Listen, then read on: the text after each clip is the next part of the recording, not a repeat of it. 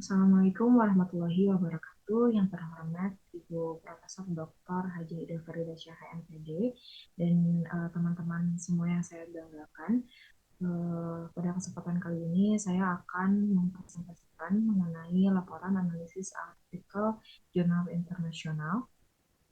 Sebelumnya perkenalkan, saya Bismillah Al-Jahra dari kelas 5C. Di sini untuk hasil analisis yang saya kerjakan, yang pertama itu mengenai judul artikel, penulis, dan nama jurnal.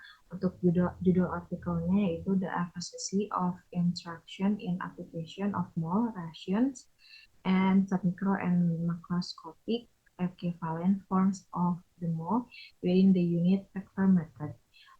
Penulisnya itu adalah Angela Elizabeth Stott. Lalu untuk nama jurnalnya yaitu Chemistry Education Research and Practice.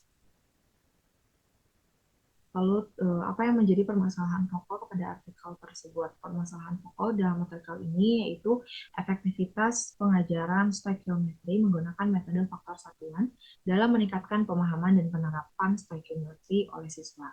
Penelitian ini bertujuan untuk mengevaluasi sejauh mana metode faktor satuan dapat membantu siswa dalam mengubah satuan dan menghitung jumlah partikel dalam reaksi kimia, serta untuk menemukan strategi pengajaran yang lebih baik dalam mengajarkan stoikiometri kepada siswa. Lalu mengapa permasalahan tersebut diteliti? Permasalahan tersebut diteliti karena pentingnya pemahaman dan penerapan stoikiometri dalam pembelajaran kimia, di mana stoikiometri sendiri ini merupakan konsep dasar yang melibatkan perhitungan hubungan antara jumlah partikel dalam suatu reaksi kimia. Pemahaman yang baik tentang stoikiometri sangat penting bagi siswa untuk dapat memahami dan mengaplikasikan konsep-konsep kimia lebih lanjut. Selain itu, penelitian ini juga bertujuan untuk meningkatkan keefektifan metode pengajaran stoikiometri, terutama dalam hal penggunaan metode faktor satuan. Lalu rumusan masalah atau tujuan penelitian. Tujuan penelitian ini adalah untuk mengevaluasi efektivitas pengajaran stoikiometri menggunakan metode faktor satuan dalam meningkatkan pemahaman dan penerapan stoikiometri oleh siswa. Penelitian ini juga bertujuan untuk menemukan strategi pengajaran yang lebih baik dalam mengajarkan stoikiometri kepada siswa. Selanjutnya, jelaskan kerangka teoritik yang mendukung permasalahan pada artikel tersebut. Kerangka teoretik yang mendukung permasalahan pada artikel ini adalah Cognitive Load Theory atau CLT dan konsep pemahaman konseptual dalam pembelajaran kimia. CLT ini adalah teori yang mengkaji bagaimana beban kognitif mempengaruhi pembelajaran dan pemahaman siswa. Teori ini juga menyatakan bahwa ketika siswa dihadapkan pada tugas yang kompleks atau memiliki beban kognitif yang tinggi, mereka ini akan cenderung mengalami kesulitan dalam memahami dan mengaplikasikan konsep-konsep yang diajarkan. Dalam konteks stoikiometri, siswa ini sering mengalami kesulitan karena harus memperhatikan berbagai level representasi seperti submikroskopik, makroskopik, dan simbolik, serta hubungan antara level-level tersebut. Selain itu, pemahaman konseptual juga menjadi kerangka teoritik yang relevan dalam artikel ini, di mana pemahaman konseptual ini mengacu pada pemahaman yang mendalam dan menyeluruh tentang konsep-konsep kimia. Dalam konteks stoikiometri, pemahaman konseptual ini melibatkan pemahaman tentang konsep mol, perbandingan reaksi dalam persamaan setimbang, dan hubungan antara level-level representasi dalam stoikiometri.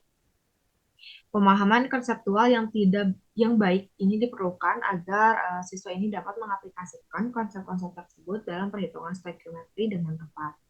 Lalu identifikasi siapa atau apa yang menjadi subjek penelitian dan bagaimana metode atau desain dan prosedur atau langkah-langkah penelitian ini dilakukan. Subjek penelitian ini adalah guru-guru ilmu fisika di Afrika Selatan yang mengikuti workshop pengembangan profesional selama 2 hari. Nah, jumlah total partisipan dalam penelitian ini adalah kurang lebih 161 guru, di mana metode penelitian yang digunakan adalah studi survei yang dilakukan secara pragmatis dengan pendekatan kuantitatif. Penelitian ini juga didasarkan pada kerangka metodologi terpadu yang menggabungkan pendekatan kuantitatif dan kualitatif. Prosedur penelitian ini dimulai dengan memberikan serangkaian workshop pengembangan profesional kepada para guru, di mana workshop ini itu berfokus pada konsep mol, perbandingan reaksi dalam persamaan seimbang, dan aplikasi metode faktor satuan dalam stoikiometri. Selama workshop juga dapat dikumpulkan melalui tes pra dan post, serta observasi terhadap perubahan strategi pengajaran dan pemahaman siswa. Data yang terkumpul juga kemudian dianalisis menggunakan statistik deskriptif dan inferensial. Analisis ini juga dilakukan untuk mengevaluasi perubahan dalam penggunaan strategi stoikiometri dan kekuatan heuristik, serta hubungan antara penggunaan metode faktor satuan dengan perubahan pemahaman konseptual dan perhitungan. Lalu, identifikasi bagaimana bentuk atau jenis instrumen yang digunakan untuk mengukur indikator atau aspek yang dipilih, dan bagaimana data-data dikumpulkan untuk menjawab permasalahan. Untuk mengukur indikator atau aspek yang dipilih, penelitian ini menggunakan instrumen berupa tes pra dan post, serta observasi terhadap perubahan strategi pengajaran dan pemahaman siswa. Pretest dan post-test ini terdiri dari 16 pertanyaan pilihan ganda yang identik antara tes pra dan post. Pertanyaan ini mencakup 14 pertanyaan konseptual dan 4 pertanyaan perhitungan. Pertanyaan konseptual ini mencakup interpretasi konseptual minimal, pengetahuan tentang fakta-fakta dasar, kesalahan konseptual umum, pemahaman tentang nilai submikroskopik dan makroskopik yang setara, serta perbedaan rasio jumlah. Selain itu, observasi ini juga dilakukan terhadap perubahan strategi pengajaran dan pemahaman siswa.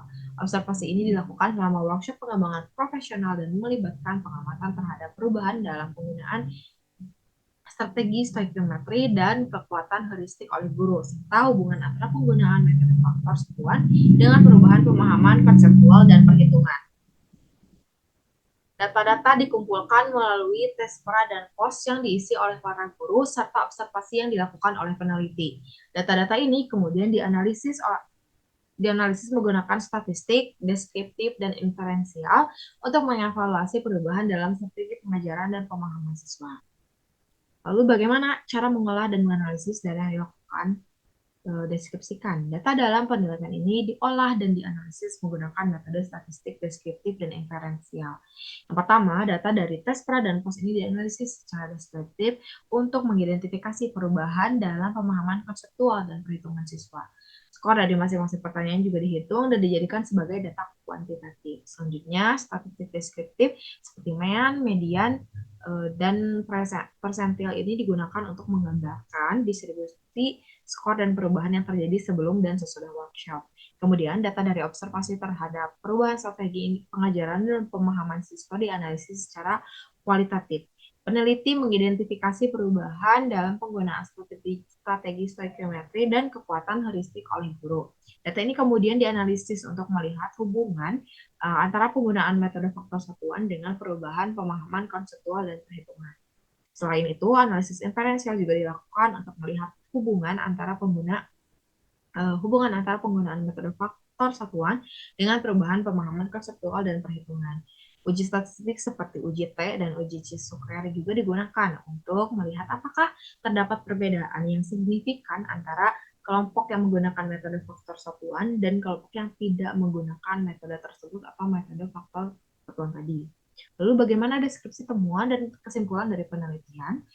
Untuk temuan dari penelitian ini, yang pertama adalah terdapat perubahan yang signifikan dalam pemahaman konseptual dan perhitungan siswa setelah mengikuti workshop pengembangan profesional.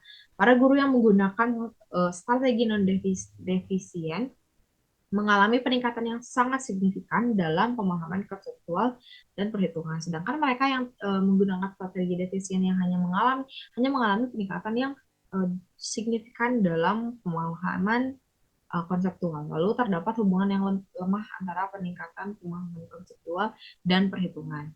Bagi para guru yang menggunakan strategi non-defisien, peningkatan dalam pemahaman konseptual dan perhitungan ini memiliki kolerasi yang lemah namun cukup signifikan. Namun hubungan ini juga tidak signifikan bagi mereka yang menggunakan strategi defisien. Yang ketiga ini terjadi pergeseran dalam penggunaan strategi pengajaran dari strategi defisien ke strategi yang lebih baik. Terdapat pergeseran yang signifikan dari penggunaan strategi defisien ke penggunaan strategi yang lebih baik, terutama strategi yang mengandalkan proporsi. Hal ini menunjukkan bahwa penggunaan metode faktor satuan ini dapat meningkatkan pemahaman konseptual dan perhitungan siswa. Yang keempat, terdapat perbedaan signifikan dalam pemahaman konseptual dan perhitungan antara kelompok yang menggunakan metode faktor satuan dengan kelompok yang tidak menggunakan metode tersebut. Kelompok yang menggunakan metode faktor satuan secara konsisten mengalami peningkatan yang lebih signifikan dalam pemahaman konseptual dan perhitungan dibandingkan dengan kelompok yang tidak menggunakan metode tersebut. Berdasarkan teman-teman tersebut, dapat disebutkan bahwa penggunaan metode faktor satuan dalam pengajaran stoikiometri ini dapat meningkatkan pemahaman konseptual dan perhitungan siswa. Strategi pengajaran yang lebih baik dan pemahaman konseptual yang lebih baik juga dapat dicapai melalui penggunaan metode faktor. Yang terakhir, bagaimana manfaat yang dapat Anda peroleh dari artikel tersebut untuk inspirasi rencana penelitian Anda?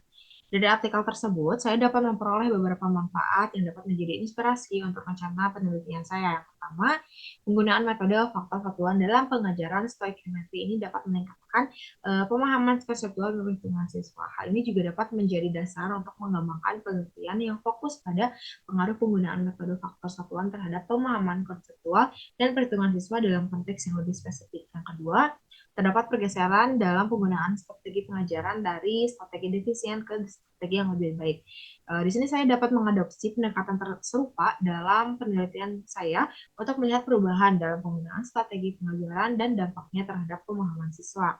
Yang ketiga, analisis kualitatif juga dapat digunakan untuk melengkapi analisis kuantitatif dalam penelitian. Nah, dalam artikel tersebut, analisis kualitatif digunakan untuk mengidentifikasi perubahan dalam strategi pengajaran. Saya juga dapat mempertimbangkan untuk menggunakan pendekatan serupa dalam penelitian saya untuk mendapatkan pemahaman yang lebih komprehensif tentang perubahan yang terjadi.